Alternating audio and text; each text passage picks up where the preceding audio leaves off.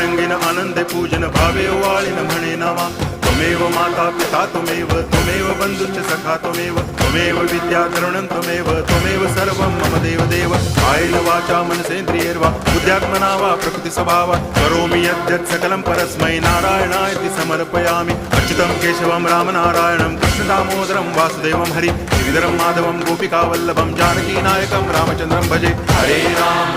Ram